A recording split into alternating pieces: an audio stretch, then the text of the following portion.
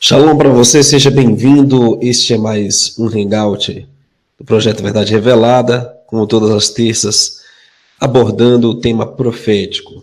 Agora vamos pedir ao Criador a direção, vamos orar.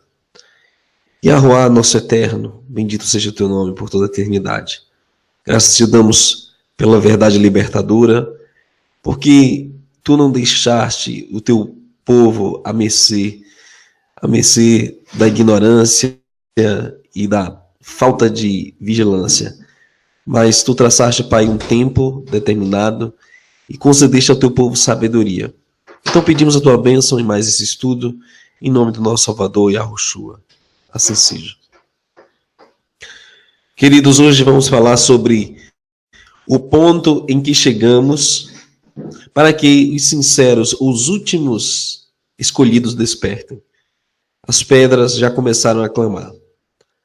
Sinais, profecias, mensageiros, todo tipo de circunstância está apontando para a proximidade do fim. E, infelizmente, a grande maioria, e digo até dos que se dizem religiosos, estudiosos da Bíblia, mestres do YouTube, estão ignorantes a respeito da proximidade, da brevidade do grande dia. E, infelizmente, essa falta de entendimento faz com que as pessoas vivam de maneira errada. E também ensinem coisas tirando essa perspectiva da proximidade, da vinda do nosso Salvador. Os cientistas já estão prevendo 2 minutos para a meia-noite da humanidade. Neste ano de 2018, eles estão marcando no relógio do fim 11h58. Faltam menos de 2 minutos por causa de significativos avanços na tecnologia de armas nucleares, ações provocativas tocadas entre Coreia do Norte e Estados Unidos. A última vez que o relógio esteve tão perto da meia-noite foi em 1953. Esses altos e baixos diplomáticos apenas oscilam a proximidade do tempo final. Esses cientistas têm em vista a capacidade nuclear mundial e a instabilidade das relações diplomáticas entre essas potências militares.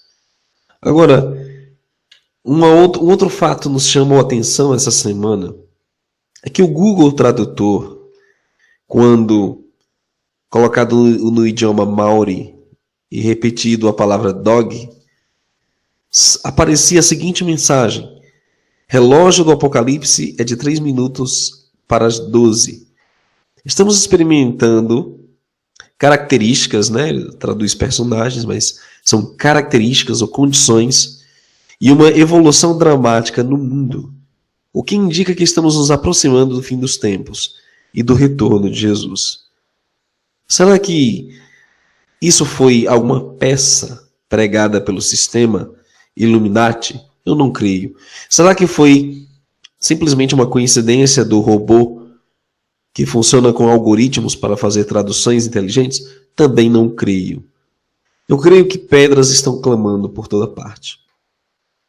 No mundo científico, no mundo da tecnologia, da comunicação, menos nos lugares onde deveríamos achar esses alertas, que é no sistema religioso. Lá não tem alerta, lá não tem vigilância, lá não tem preparação. Tem alienação, tem um monte de pirotecnia, shows, né? Shows de circo para alienar as massas, para lançar os rebanhos no precipício, infelizmente. Em Eclesiastes 8:5 está escrito que quem guardar o mandamento não experimentará nenhum mal. e o coração do sábio discernirá o tempo e o juízo. O sábio está atrelado a guardar o mandamento do Altíssimo. Ele não está atrelado a achismos, a mestres, profetinhas, profetadas. Não, ele está atrelado ao mandamento do Altíssimo. E o coração do sábio discerne apenas o tempo e o juízo. Em outras palavras, o sábio medita no tempo em que vive e medita também na brevidade do juízo final. O juízo esse que irá pesar numa balança todos os pensamentos como obras do homem e discernirá entre o justo e o ímpio. Porém, o sábio discernirá o tempo e o juízo. Infelizmente, existem muitos mestres aqui no YouTube ensinando de tudo, mas não ensinam a brevidade do tempo. Eles vivem alienados em um paradoxo particular de perspectiva de tempo. Querem alcançar realizações efêmeras, passageiras para si mesmos. Não querem que o reino do Mashiach venha. Não querem que o mal tenha um fim. Mas, queridos, o sábio discernirá o tempo que está vivendo e o juízo vindouro. Quando o Messias enfrentava os líderes religiosos daquela época, ele constantemente os acusava de hipocrisia.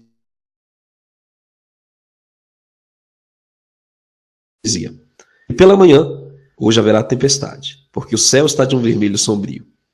Hipócritas, sabeis discernir a face do céu e não conheceis os sinais dos tempos? Uma geração má e adúltera pede um sinal, e nenhum sinal lhe será dado, senão o sinal do profeta Jonas. E deixando-os, retirou-se. Muitos aqui do YouTube querem sinais mundanos, querem placar de jogos de futebol, querem acontecimentos catastróficos Illuminati, querem saber da morte de alguém, querem saber de algum evento que o coração carnal deseja. Mas o Messias disse que para os hipócritas não seria dado nenhum outro sinal senão o sinal do profeta Jonas. Se nós entendermos a complexidade do que o Messias falou aqui, nós entenderíamos que o maior sinal que poderia ser dado para um hipócrita era de um morto voltar à vida. Jonas, de fato, morreu quando foi tragado pelo peixe no mar. Não pense que Jonas estava vivo, ele estava morto. E por 3 dias e 3 noites ele permaneceu morto. Mas o Altíssimo ressuscitou e fez aquele grande peixe, aquela baleia, expeli-lo para fora em Nínive.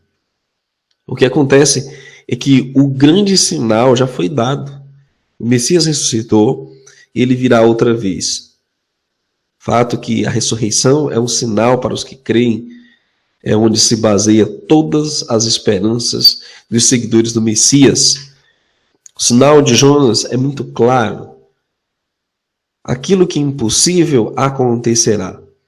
Em outra oportunidade, o Messias, quando já chegava perto da descida do Monte das Oliveiras, toda a multidão dos discípulos, regozijando-se, começou a dar louvores a Yah em alta voz, por todas as maravilhas que tinham visto, dizendo: bendito o Rei que vem em nome de Yahvé, paz no céu e glória nas alturas. E disseram-lhe de entre a multidão alguns dos fariseus: Mestre, repreende os teus discípulos.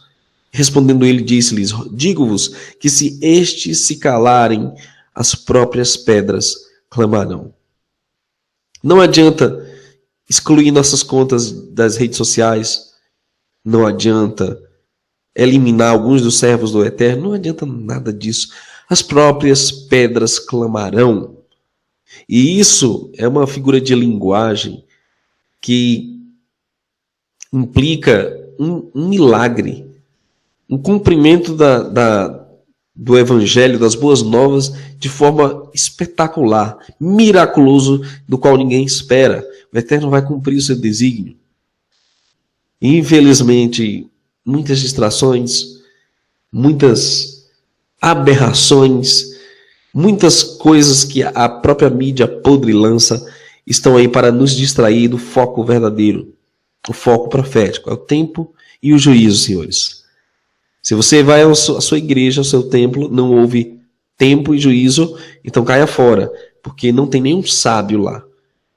Se você continua assistindo vídeos do YouTube apenas sobre futilidades, onde não se trata de tempo e juízo, então caia fora, porque com certeza estão com o foco errado e serão pegos de surpresa. Ainda no Evangelho de Lucas 21, 29 e 30, o Messias nos deixou um sinal específico para os últimos tempos. Ele disse-lhes uma parábola: olhai para a figueira e para todas as árvores. Quando já tenha rebentado, vós sabeis por vós mesmos, vendo-as, que perto está já o verão. Então olhem para a figueira, ele disse, e para todas as árvores, quando já tem rebentado. Vós sabeis por vós mesmos, vendo-as, que perto está já o verão. A figueira constantemente se aplica a Jerusalém, ao povo de Israel. Se nós olharmos para todas as outras árvores, as outras nações já estão maduras para a ceifa. O Brasil já está maduro para o juízo, Estados Unidos e as nações europeias, a França, a Alemanha, a Inglaterra, Espanha, todos já estão maduros, mas principalmente a figueira. Observe Israel, o Estado de Israel. Lá existe muita orgia LGBT, eles constituíram Tel Aviv a capital do mundo. Existem abominações de ocultismo entre os líderes daquele lugar. Lá está maduro para a colheita. Em Lucas 21, 20 e 21, um pouco antes desse contexto da figueira, o Messias disse: quando virdes Jerusalém cercada de exércitos, sabei então que é chegada a sua desolação. Então os que estiverem na Judéia fujam para os montes, os que estiverem no meio da cidade saiam, e os que nos campos não entrem nela. Então, o sinal final, quando Jerusalém for cercada de exércitos, quando as nações no entorno de Jerusalém ameaçarem invadi-la, cercarem, então esse é o sinal da sua desolação. Vai se cumprir o que está lá em Zacarias, capítulo 14. A cidade será invadida, suas mulheres forçadas, haverá saques, haverá mortes. Um rabino israelense apontou 4 profecias bíblicas que estão se cumprindo em Israel atualmente. Vejamos. A primeira delas tem a ver com o recolhimento dos exilados judeus dos 4 cantos do mundo. Em Ezequiel 34:13 diz: eu os tirarei dos povos e os congregarei. Não só Ezequiel 34, mas Amós 12, Isaías capítulo... Enfim, são textos e textos que fazem menção a esta reunião das tribos perdidas de Israel, espalhadas sobre os 4 cantos da terra. Lógico que essa profecia não se cumprirá integralmente antes da vinda do Messias. O Messias é que reunirá o seu rebanho. Também a parceria espiritual entre judeus e cristãos. O Estado de Israel, no entanto, não nasceu através do trabalho judeu sozinho. Antes, como profetizado em Esdras 6:14, e eles construíram e terminaram, de acordo com o decreto do Altíssimo de Israel e de acordo com os decretos de Ciro, Dario e Artaxerxes, rei da Pérsia. O Estado de Israel nasceu de uma parceria espiritual entre judeus e não-judeus. Principalmente nos Estados Unidos, alguns países, o voto de Minerva foi de Oswaldo de Aranha para a criação do Estado israelita, ou israelense, melhor dizendo. É apenas um indício do que virá na glória de Israel, na vinda do Messias. A revitalização do idioma hebraico. O profeta Sofonias descreve como no fim dos tempos todas as nações do mundo terão pureza de fala. Pois então tornareis os povos puros de linguagem, para que todos invoquem o Altíssimo Eterno pelo nome e o sirvam de comum acordo. Sofonias 3, verso 9. Compreendemos de Sofonias que todas as nações do mundo estudarão o hebraico para proclamar o nome de Yahweh em seu santo idioma. E isso é tremendo, porque frequentemente a teologia da substituição cristã tira de lado a nossa identidade hebraica e o próprio idioma hebraico, o que as escrituras são claras que isso será restaurado. O idioma celeste é o hebraico e será restaurado no reino de Israel. O renascimento da terra física de Israel, por quase 2 milênios, enquanto a terra de Israel trocou de mãos entre várias potências estrangeiras, incluindo os romanos, muçulmanos e otomanos, a terra permaneceu completamente desolada. Mas assim como o profeta Isaías predisse, ele consolou todas as suas ruínas e fez o seu deserto como Éden. Sim, queridos, Isaías 51:3 prevê a restauração da glória da terra de Israel. A Eretz Israel será novamente o Éden. É lá que o Messias vai aplanar o Monte das Oliveiras e fazer brotar águas e regenerar a terra durante os 1000 anos. Essas profecias estão demasiadamente claras, de Gênesis a Apocalipse. O ano de 2018 teve o maior eclipse lunar do século e a lua de sangue de todos os tempos. Depois de várias tétrades lunares e eclipses, nós tivemos este ano mais um sinal indicativo da proximidade do dia de Yahweh. E os profetas todos, em uma só voz, disseram: perto o dia, sim, está perto o dia de Yahweh. Dia nublado será o tempo dos gentios. Joel 1,15 diz: ai do dia, porque o dia de Yahweh está perto, e virá como a assolação do Todo-Poderoso. Sofonias 1,14 diz: o grande dia de Yahweh está perto, sim, está perto, e se apressa muito. Amarga é a voz do dia de Yahweh, clamará ali o Poderoso. O homem de guerra chorará como um bebezinho, diz o profeta Jeremias, que serão como se fossem mulheres grávidas no parto, de tanta dor. Pois o dia de Yahweh está perto, vem do Todo-Poderoso como assolação. Isaías 13, verso 6. Queridos, o sinal do reino se aproxima. O Messias frequentemente em Apocalipse menciona a proximidade do tempo do seu reino. Eis que cedo venho, ora vem logo, vem pronto. Por quê? Porque tendo em vista como referência os cumprimentos desses sinais. Então, teremos em seguida a vinda do Messias. E esses sinais já estão aqui. Em Lucas 21, 31 a 36, temos uma recomendação do Messias para os seus servos, os eleitos, escolhidos, verdadeiros e sinceros do Pai. Assim também vós, quando virdes acontecer estas coisas, sabei que o reino de Yah está próximo. Em verdade vos digo que não passará esta geração até que tudo aconteça. Passará o céu e a terra, mas as minhas palavras não hão de passar. E olhai por vós, não aconteça que os vossos corações se carreguem de glutonaria, de embriaguez e dos cuidados da vida, e venha sobre vós de improviso aquele dia. Porque virá como um laço sobre todos os que habitam na face de toda a terra. Vigiai, pois, em todo o tempo, orando, para que sejais havidos por dignos de evitar todas estas coisas que hão de acontecer e de estar em pé diante do Filho do Homem. A parábola diz que quando o servo mau e perverso viu que o seu senhor se demorava, começou a beber e espancar os servos. Essa é a atitude dos que não são sinceros. Eles desistem no primeiro sinal de dificuldade. Queridos, nós não podemos desistir. Nós temos que vigiar em todo o tempo e temos que estar alertas, se afastar das prioridades erradas, os cuidados da vida e se carregar de glutonaria ou bebedeira. Infelizmente, muitos dos nossos irmãos que começaram a entrar na restauração ainda continuam praticando as obras da carne. conforme o apóstolo Shaul, né? Shaul Hachalia afirma as obras da carne das quais devemos fugir. E temos que ter cuidado por cada um de nós. Muitas vezes os cuidados da vida preenchem nosso coração, de modo que o reino fica por último, na prioridade. Será que estamos fazendo isso?